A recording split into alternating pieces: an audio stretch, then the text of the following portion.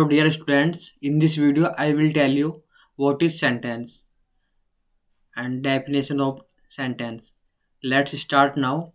A sentence is the largest unit of any language. Sentence किसी भी भाषा का कोई सबसे बड़ी यूनिट होती है. In English it begins with a capital letter and ends with a full stop or a question mark or an exclamation mark. English में ये एक कैपिटल लेटर से स्टार्ट होता है और फुल स्टॉप पर एंड हो जाता है. यह कोई क्वेश्चन मार्क हो सकता है या क्वेश्चन मार्क पे भी एंड हो जाता है या एक्सक्लेमेशन पे भी. And the sentence is generally define as a word और group of word.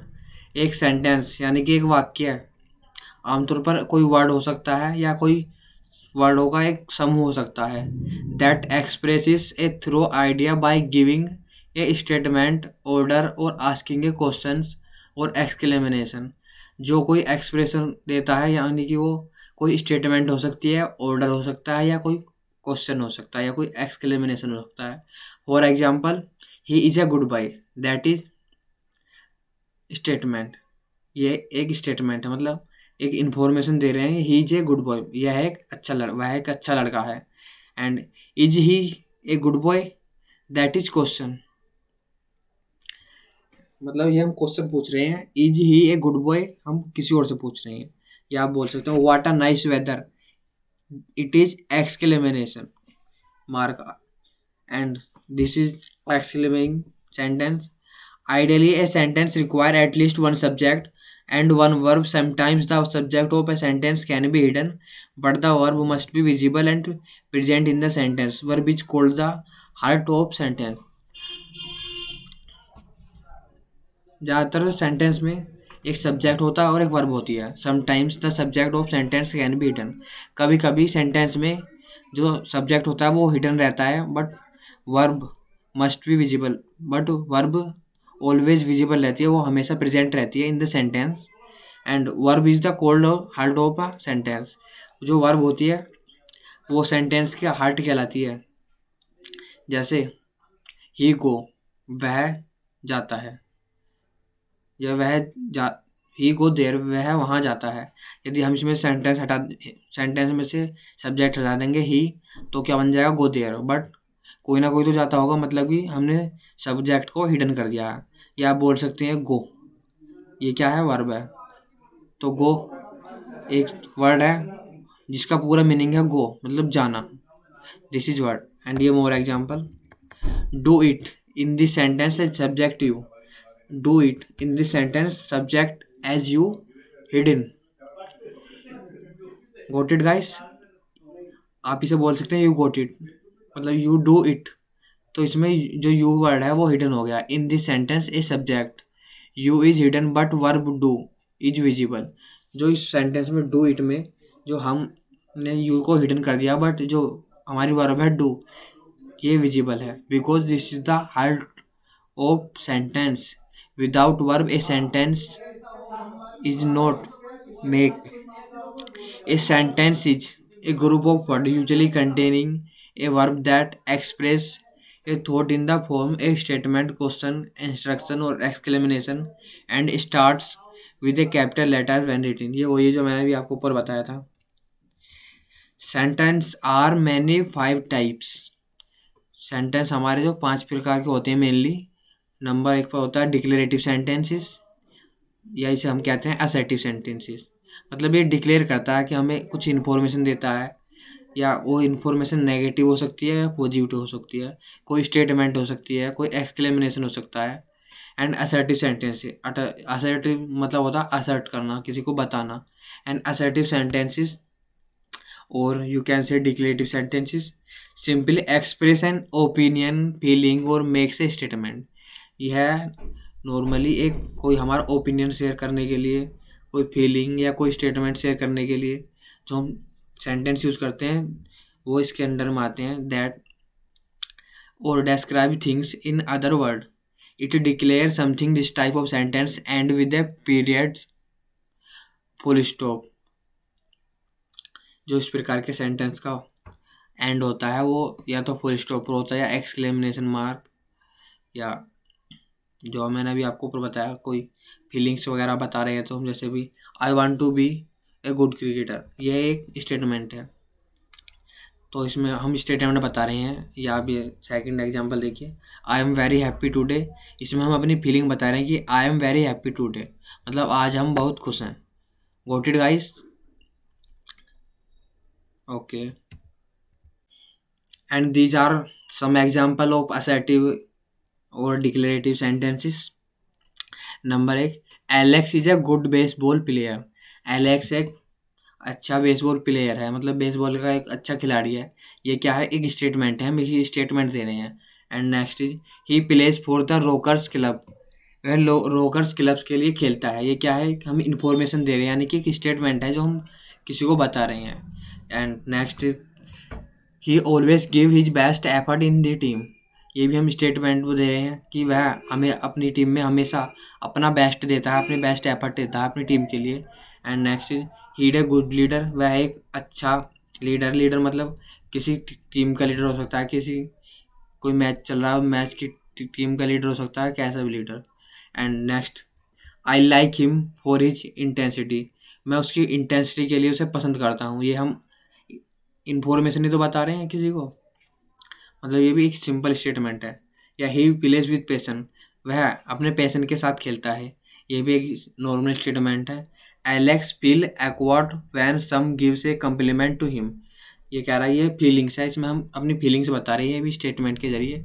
Alex feel awkward मतलब एलेक्स को थोड़ी शर्म लगती है। When someone gives a compliment to him, जब कोई उसको कम्प्लीमेंट करता है। इसका मतलब एलेक्स को थोड़ा शर्म फील, मतलब शर्म सी लगती है जब कोई उसको कोई कम्प्लीमेंट करता है। And next is he is a humble man. वह एक हम्बल मैन है, ये भी एक स्टेटमेंट है। He is a popular among his friend but he feels awkward with strangers. इसका मतलब वह अपने दोस्तों में के बीच में पॉपुलर है बट अक्वर्ड विद स्ट्रेंजर्स, वह अजनबियों के सामने थोड़ा शर्माता है। But he is popular amongst in his friends. And next is he has many fans in his locality. उसकी लोकेलिटी में उसके बहुत सारे फैंस हैं। Next is his father was a lawyer. उसके पिता एक वकील हैं। His father was a lawyer, ये भी एक स्टेटमेंट है जो हम किसी को इन्फॉर्मेशन देते हैं, information type. And when he was young his father died. जब वह यंग था तो उसके फादर गुजर गए थे। Next is he is real fighter, मतलब वह एक रियल फाइटर है। रियल फाइटर का मतलब ये नहीं कि वो मुक्के लातों से सब मतलब अच्छी तरह से जानता है। इसका मतलब यह है कि वह हर परिस्थिति में अपने आप को संभाल सकता है, वह मुश्किलों से लड़ना जानता है, वह अपने हर आने वाली प्रॉब्लम को फेस कर सकता है। Next is he fought against all the odd of life and become successful. वह अपनी लाइफ में आने वाले ऑल द ओड्स मतलब जितने भी उतार चढ़ाव आए उनसे लड़ा और लाइफ में सक्सेसफुल बन गया। या आप बोल सकते हैं ही हम ये बोल सकते हैं we will fight against all the odds of in life and become successful life. हमें अपने जीवन में आने वाले उतार चढ़ाव से लड़ना चाहिए और एक सक्सेसफुल पर्सन बनना चाहिए। Next is his fan loves him, मतलब उसके फैन उसे लव करते हैं। हिज फैंस लव हिम, उसके फैंस उसे लव करते हैं। His mother raised him to be a gentleman. उसकी मदर उसे एक जेंटलमैन मतलब रेज करना चाहती हैं कि वो जेंटलमैन बने। He is always humble and patient with his fans. वह अपने फ्रेंड्स जो उसके फैंस हैं उसके साथ ऑलवेज मतलब हमेशा हम्बल एंड पेशेंस रखता है। Next is interrogative sentence. It is the second type of sentence. First is the assertive or declarative, and second is the interrogative sentences. What is interrogative sentences? An interrogative sentences ask a question. Interrogative sentences must end with a note of interrogation, मतलब वो हमें interrogate करता है, हमसे कोई question पूछता है। जैसा example, when are you going to submit your assignment. जैसे क्विज में नहीं होता कि when are you going submit your assignment, आप अपना असाइनमेंट कब सबमिट करने जा रहे हैं। जैसे टीचर बोलते हैं you don't have submit your assignment, आपने अभी तक अपना असाइनमेंट सबमिट नहीं किया है। When you are going to submit your assignment. And second do you know him, जैसे हम किसी से पूछते हैं do you know him, do you know her, do you know any other, किसी पर्सन का नाम ले सकते हैं, जैसे डू यू नो राम, या आप जो भी कोई पर्सन है किसी से पूछ रहे हैं, यदि वो उसका नाम जानता है, या आप फोटो दिखा के जैसे किसी से पूछ रहे हैं do you know him, do you know her, ऐसे पूछ सकते हैं। जैसे next is do you want to get there, क्या आप वहाँ जाना चाहते हैं। जैसे हम किसी से पूछते नहीं है कि do you want to get there, क्या आप वहाँ जाना चाहते हो। Next is did you see her, क्या आप उससे मिले। यहाँ सी के दो मीनिंग है। सी मीन्स होता है देखना, और मिलना मतलब क्या आपने उसे देखा। हर है तो यहाँ सिंपल है, कोई लड़की होगी मतलब फीमेल होगी। या डिड यू सी हर, क्या आपने उसे देखा था। डिड यू सी हर, इसके दो मीनिंग है, या तो क्या आपने उसे देखा था या क्या आप उससे मिले थे। Next is have you been there before, नहीं। Next is have you watch the movie, क्या आपने मूवी देखी। Have you watch the car, क्या आपने कार देखी। आप watch the movie, watch the car, आप यहाँ कुछ भी इसकी जगह स्टेटमेंट यूज कर सकते हैं। Have you watched my phone, have you watched my watch, मतलब घड़ी। आप यहाँ कुछ भी यूज कर सकते हैं। Next is how often you go there, how often मतलब कब कब, आप वहाँ कब कब जाते हैं। How often you go there, या how often you go daily, या गो कहीं भी एनी प्लेस, मतलब किसी भी प्लेस का नाम कुछ भी लिख सकते हैं। आप वहाँ कब कब जाते हैं। Next is have you been there before, आप वहाँ उससे पहले कभी गए थे। इसका मतलब है can you help me get rid of this dog, क्या आप मतलब इस कुत्ते से छुटकारा पाने में मेरी मदद कर सकते हैं। गेट रिड ऑफ, इसका मतलब होता है किसी से छुटकारा पाना। Can you help me get rid of this dog, can you help me get rid of this person, जैसे कहते हैं ना कि मुझे इस कुत्ते से पीछे छुटाओ, या किसी इंसान से इससे पीछे छुटाओ, तो वहाँ गेट रिड ऑफ इसका मतलब होता है छुटकारा पाना। Next is can I borrow your grammar book for a day, can I borrow your grammar book for a day, क्या मैं आपकी बुक ले सकता हूँ एक दिन के लिए ग्रामर की। बोरो का मतलब होता है लेना, मतलब can I borrow your grammar book for a day. ये ऐसे हम किसी से पूछते हैं ना कि क्या मैं आपकी ग्रामर की बुक ले सकता हूँ एक दिन के लिए, तो आप वहाँ पर इसे यूज़ कर सकते हैं। आप यहाँ कुछ भी यूज़ कर सकते हैं, जैसे can I borrow your pencil, can I borrow your pen, can I borrow your mobile, can I borrow your etcetera, जो भी आपको मतलब आपका मन करे आप वो यूज़ कर सकते हैं। Next could you please help me with this bags, क्या आप इन बैग, जैसे हम कहीं जा रहे हैं कोई बैग्स भारी है, जैसे हम किससे हेल्प मांग सकते हैं could you help me please with this bags, मतलब आप इस बैग को हमारे उठाने में मदद कर सकते हो। जैसे कोई भारी सामान है हमसे उठ नहीं रहा, तो हम वहाँ बोलते हैं could you please help me with this bag.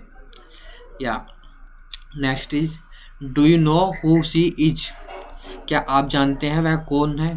या do you know he who he is, वह क्या आप जानते हैं वह कौन है। बस जैसे हम कभी कभी यहाँ बोल देते हैं do you know he she is, तो ये सेंटेंस गलत हो जाएगा, इसमें हु ज़रूरी है, मतलब वह कौन है। तो आप इसे बोलेंगे, पूरा बोलेंगे do you know who she is. Got it guys, अभी तक मैंने आपको टू टाइप्स के सेंटेंस सिखाए हैं। फर्स्ट असर्टिव जिसे आप डिक्लेरेटिव सेंटेंस भी कह सकते हैं, and second is interrogative sentences. क्या आपको यहाँ तक समझ में आया। ओके ये और एग्जांपल है इंटेरोगेटिव सेंटेंस के, जैसे did you make a plan, क्या आपने कोई प्लान बनाया था। जैसे हम क्या कहते हैं ना हमें कहीं जाना है, तो हम कहीं जाने के लिए प्लान बनाते हैं, या पढ़ने के लिए स्टडी का प्लान बनाते हैं। जैसे हम पूछ सकते हैं क्या आपने कोई प्लान बनाया था, did you make a plan. And next is how did you make that water mark, मतलब जैसे कोई वीडियो में वाटर मार्क या फोटो में वाटर मार्क वगैरह आ जाता है, तो आप पूछते हैं जैसे how did you make that water mark, आपने ये वाटर मार्क कैसे बनाया। Next is how often you go to a bar, आप बार में कब कब जाते हो। जैसे बहुत से बार में जाते हैं ना, आप पूछ सकते हैं आप बार में कब कब जाते हो। हाउ ऑफ्टन इसका मतलब होता है कब कब।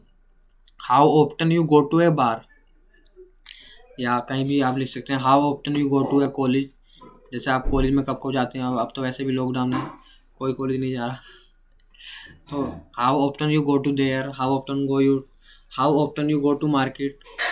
आप यहाँ कुछ भी बाहर की जगह कुछ भी चेंज कर सकते हैं। Next is how many time do you smoke, आपने कितनी बार स्मोक किया है? बताओ जल्दी कमेंट में बताओ। जैसे हम किससे पूछते हैं ना, how many time do you smoke, आपने कितनी बार स्मोक किया है, आप कितनी बार स्मोक करते हैं दिन में, ऐसे पूछ सकते हैं। जैसे how many time you eat, मतलब आप कितनी बार खाते हो, कितनी बार, how many time you eat food, आप कितनी बार दिन में खाना खाते हो। How many time do you take tea, आप दिन में कितनी बार चाय लेते हो। And next is do he know that I am married, नहीं डू नहीं, sorry, does he know that I am here, क्या उसको पता है मैं यहाँ हूँ। Does he know that I am here, क्या उसको पता है मैं यहाँ हूँ, या वह जानता है कि मैं यहाँ पर हूँ। जैसे हम पूछते हैं ना, क्या वह जानता है मैं यहाँ पर हूँ, तो वहाँ पर हम इसे यूज करते हैं। Next is does she love you as the way you do, इसका मतलब है डज शी लव यू, इसका मतलब ये नहीं कि वह आपसे प्यार करती है, इसका मतलब है डज शी लव, इतना सेंटेंस पढ़िए पहले, does she love and after that you as the way do, way you do, मतलब क्या वह आप जो आप करते हैं उससे प्यार करती है, इसका मतलब ये है। Does she love you as the way you do, मतलब जो आप करते हैं क्या उससे लव करती है, जो आपको जो आप करते हैं क्या उसको अच्छा लगता है, इसका मतलब ये है। And next is does he care about us, क्या उसे हमारी चिंता है या हमारी केयर करता है।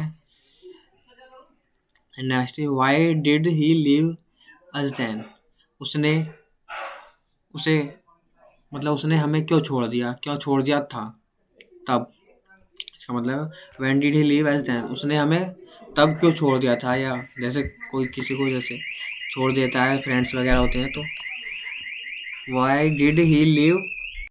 Next is who is that man sitting in the corner, मतलब वह व्यक्ति कौन है जो कॉर्नर में बैठा है, जैसे कोई कॉर्नर में बैठा है तो हम उसको देख के बोलते हैं who is that man. Who is sitting, मतलब हु इज दैट मैन, वह आदमी कौन है, सिटिंग इन द कॉर्नर, जो कॉर्नर में बैठा है। या अब यहाँ यूज करते हैं हु वाज दैट मैन, वह आदमी कौन था, सिटिंग इन द कॉर्नर, जो कॉर्नर में बैठ रहा था। Okay got it guys. Next is how on earth did you think about me in that way, मतलब how on earth did you think about me in that way, जितनी sentence है और सब इंटरोगेटिव आप पढ़ लेना। अगर आपको इसकी पीडीएफ चाहिए तो इसकी पीडीएफ आपको मेरे टेलीग्राम चैनल पर मिल जाएगी। टेलीग्राम चैनल की लिंक डिस्क्रिप्शन में है। एंड नेक्स्ट है will you please open the door for me, क्या आप मेरे लिए दरवाज़ा खोल सकते हैं, क्या आप मेरा दरवाज़ा खोल सकते हैं, या आप मेरे लिए दरवाज़ा खोलोगे या खोलेंगे।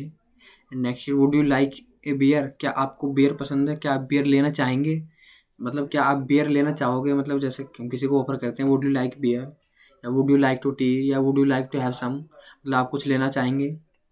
जैसे कोई मेहमान नहीं आते हैं, हम कहते हैं would you like to have some, क्या आप कुछ लेना चाहेंगे, आप ऐसे बोल सकते हैं, ऐसे इस टाइप का सेंटेंस है would you like a beer. And next is can't we be a friends again, हम दोबारा फ्रेंड नहीं बन सकते। जैसे किसी के बीच में लड़ाई होती है, ज़्यादा तगड़ी लड़ाई हो जाती है तो कहते हैं ना can't we be friends again, हम दोबारा फ्रेंड्स नहीं बन सकते। नेक्स्ट इज हाई, मतलब why haven't you completed your work, आपने अपना वर्क कंप्लीट क्यों नहीं किया। वाई हैवंट, इसका मतलब आपने, आप यहाँ यूज कर सकते हैं why have not you completed your work, आपने अपना वर्क कंप्लीट क्यों नहीं किया था। Okay got it guys. Next is don't you know who she is, आप नहीं जानते वह कौन है। जैसे हम किससे पूछते हैं कि आप जानते हो उसे कौन है, वो कहेगा नहीं, तो हम कहेंगे आप नहीं जानते उसे कौन है, मतलब don't you know who is she, don't you know who his, who he, who यहाँ सी की जगह ही या सी कुछ भी आ सकता है, मतलब don't you know who he is. Got it guys, यहाँ तक आपको समझ में आया। अभी तक मैंने 3 सेंटेंस करा दिए, मतलब 2 सेंटेंस हुए अभी तक। तो पहला हुआ आपका असर्टिव यानी डिक्लेरेटिव सेंटेंस भी कहते हैं उसे। सेकंड इंटरोगेटिव, ये चल रहे हैं, ये फिनिश हो गए, आप एक बार रीड करके देख लेना और इन्हीं से नए सेंटेंस बना कर देखना। एंड नेक्स्ट इज आपका 3rd नंबर पर आता है imperative sentences. What is imperative sentences या इम्पेरेटिव सेंटेंसेस कैसे होते हैं, क्या होते हैं? इम्पेरेटिव सेंटेंसेस वो होते हैं जिनमें हम किसी भी बात को मतलब डायरेक्ट वे में कहते हैं। कोई भी सेंटेंस को हम डायरेक्ट कहते हैं। वो नेगेटिव भी हो सकता है, इंटरोगेटिव हो सकता है, मतलब नेगेटिव भी हो सकता है, पॉजिटिव भी हो सकता है। हम डायरेक्ट वे में कहते हैं। जब हम कोई रिक्वेस्ट कर सकते हैं या कोई ऑर्डर कर सकते हैं या किसी को हम कमांड दे सकते हैं, तब हम इसे डायरेक्ट बोल देते हैं, तो वो इम्पेरेटिव सेंटेंस कहलाते हैं। जैसे पढ़ते हैं definition. We use an imperative sentences to make a request और टू गिव अ कमांड। मतलब इम्पेरेटिव सेंटेंस का यूज हम किसी से कोई रिक्वेस्ट के लिए कर सकते हैं, कोई ऑर्डर के लिए कर सकते हैं या कोई कमांड के लिए कर सकते हैं। Imperative sentences usually and with a period, full stop. जो इम्पेरेटिव सेंटेंस होते हैं वो आमतौर पर मतलब यूजुअली फुल स्टॉप से एंड होता है उनका। But under certain circumstances it can and with a note of exclamation. कभी कभी एक्सक्लेमेशन से भी इसका एंड हो जाता है। जैसे कोई इसको हम कोई सरप्राइज हो जाते हैं किसी चीज़ से, तो कभी कभी एक्सक्लेमेशन का भी इसमें एंड हो जाता है। जैसे एग्जांपल लिखिए, जैसे कोई आता है प्लीज सिट डाउन। क्या? Please sit down. हम कहते हैं ना, कोई आता है please sit down, please sit down. या आप बोल सकते हैं have a take seat please. बोलते हैं ना, किसी को बैठने के लिए वो कहते हैं have a take a seat please. या आप जैसे स्कूल में आपने सुना हो टीचर कहते हैं प्लीज सिट डाउन, इसी तरह से सेंटेंस है। एंड इसका एग्जांपल है I need you to sit down now. आप बैठिए, मुझे आपकी ज़रूरत है। मतलब I need you sit down, आप यहाँ I need you sit down now here. मतलब आप यहाँ बैठिए, अभी मुझे आपकी ज़रूरत है। जैसे आपको मतलब कुछ सेंटेंस हमें कुछ बताना है, कुछ इन्फॉर्मेशन देनी है। जैसे I need you to sit down now where I want to tell you something. मतलब मैं आपको कुछ बताना चाहता हूँ, इसलिए आप यहाँ बैठिए। आप इस तरह से बोल सकते हैं। नेक्स्ट इज ब्रिंग मी ए गिलास of water.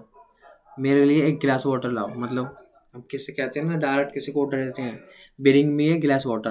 Guys in sentences में यू वर्ड छिपा रहता है ऑलवेज। मतलब स्पीकर छिपा रहता है, जो बोलता है वो मतलब बोल सेंटेंस को बोलने वाला हमेशा जो सब्जेक्ट रहता है वो हिडन रहता है, और जिससे हम बोलते हैं वो भी इसमें हिडन रहता है। जैसे यू प्लीज सिट डाउन, जब हम किसी से कह रहे हैं ना यू प्लीज सिट डाउन, आप यहाँ बैठ जाइए, तो इसमें यू हमेशा ऑलवेज, मतलब यू ऑलवेज मतलब सब्जेक्ट ऑलवेज हिडन।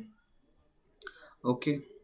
जैसे यू ब्रिंग मी गिलास ऑफ वाटर, आप मेरे लिए एक गिलास ऑफ वाटर लाइए।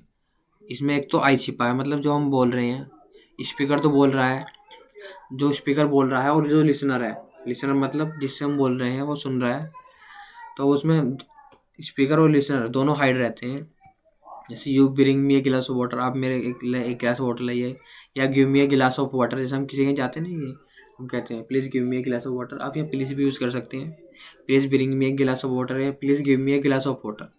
Okay, got it guys? यहाँ तक समझ आया आपको? अगर आपको कुछ समझ नहीं आया तो आप कमेंट में बता सकते हैं, हमसे पूछ सकते हैं कि आप समझ नहीं आया। हम आगे यदि आपका कोई डाउट है तो आप कमेंट में पूछ सकते हैं। नेक्स्ट वीडियो में हम आपको उसको सोल्व करने की कोशिश मतलब सोल्व करेंगे।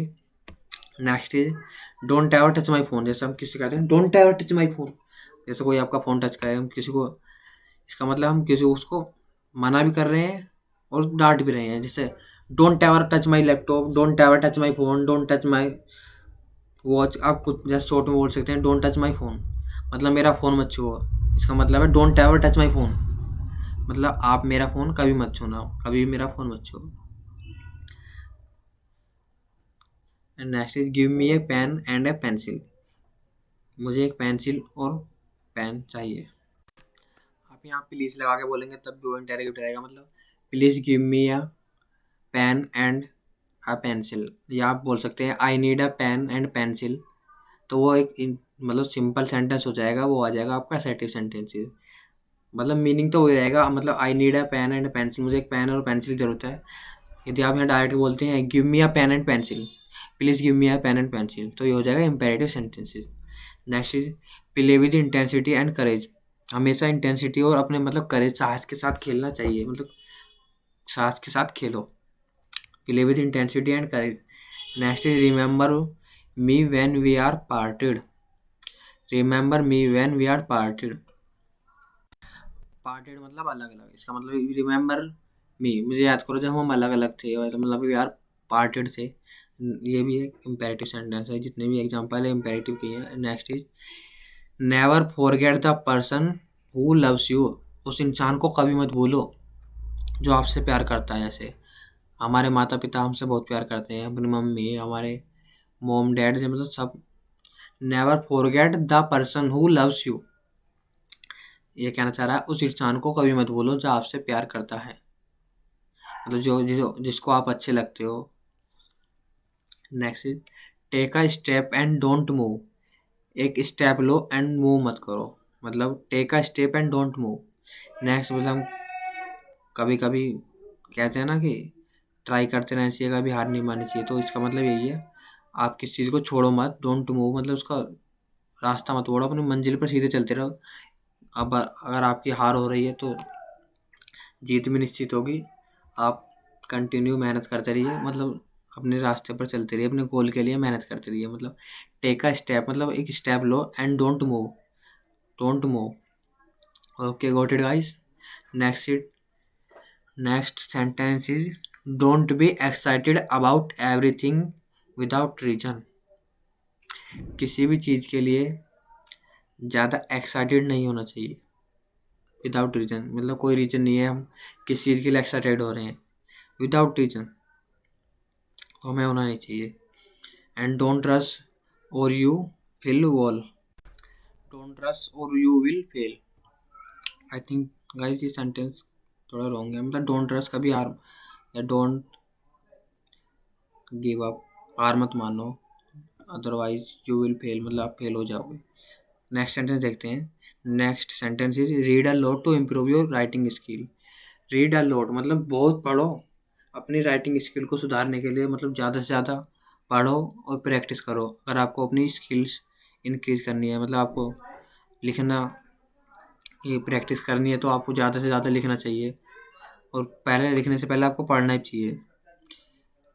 And second and next sentence is right when ever you get a chance. जब आपको चांस मिले आपको तब लिखना चाहिए, मतलब आप तब लिखते हैं जब आपको चांस मिलता है। राइट व्हेन जब जब भी आपको चांस मिले आप तब लिखें। यहाँ मैंने बताया था कि इसमें यू ऑलवेज हिडन रहता है, तो you right when ever you get a chance, आप जब लिखे जब आपको चांस मिले। वॉट इट गाइस, यहाँ तक समझ में आया आपको? अगर आपका अभी भी कोई डाउट वगैरह है तो आप कमेंट में पूछ सकते हैं, हम आपके जितने भी डाउट हैं नेक्स्ट वीडियो में आपको हम बताएंगे। गाइस इस क्लास में हम आज इतने करेंगे, और इससे आगे का हम जो सेंटेंस बच गए हैं और नेक्स्ट वीडियो में बताएंगे। और आप ज़्यादा से ज़्यादा इस वीडियो को अपने फ्रेंड्स के साथ शेयर करें, और कमेंट करके बताएं आपको ये वीडियो कैसी लगी। अगर आपके लिए हेल्पफुल है तो आप हमें कमेंट करके बताएं। Thanks for watching this video.